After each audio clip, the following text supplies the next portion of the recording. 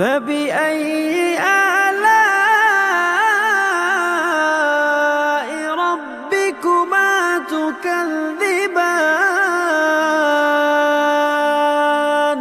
يرسل عليكما شواظ من نار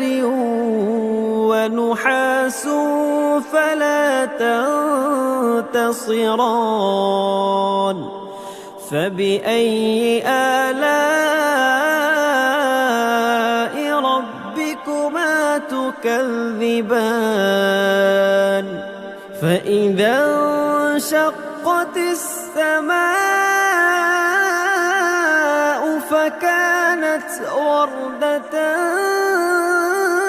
كالدهان فبأي آلاء ربكما تكذبان